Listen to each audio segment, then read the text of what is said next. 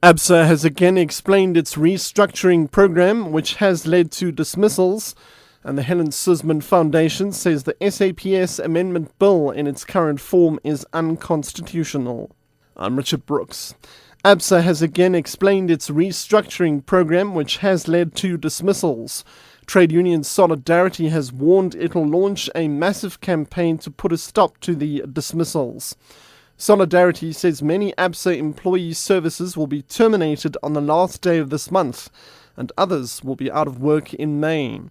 ABSA head of Group HR, Fergus Marulpen, explains the bank's process. As a result of integrating businesses, in the past we used to have what we call a retail and a business bank. We've integrated those two businesses into one, and it's known as ABSA Retail and Business Bank. And when you integrate businesses, you will have duplications of certain services throughout, and that's the process that we've been driving. So we've been engaging with our organized union, SASBO.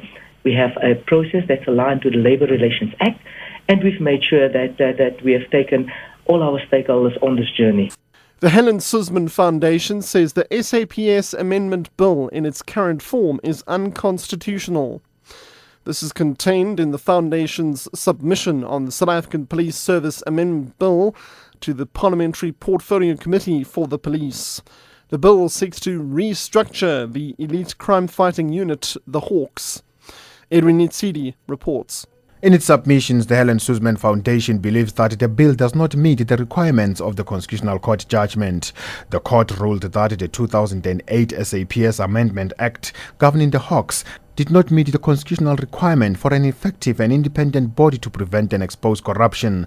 The SAPS bill was drafted in response to the court's decision that the legislation that brought the Hawks into existence was invalid. Parliament was given 18 months to amend the act, which created the Hawks. Parliament's Portfolio Committee on Police is scheduled to hold hearings on the bill from April the 23rd. Durban police have called on a doctor and his wife whose property was apparently used as a brothel to hand themselves over voluntarily. Police raided the building during investigations into human trafficking.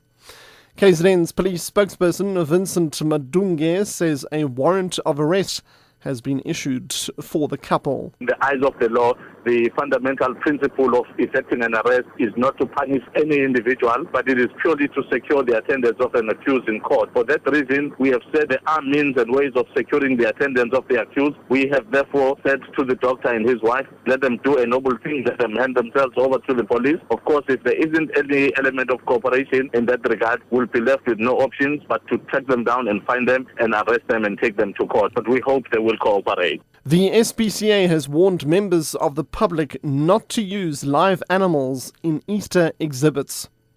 This after it emerged that bunnies were being exploited for their furry good looks and dyed with different colours.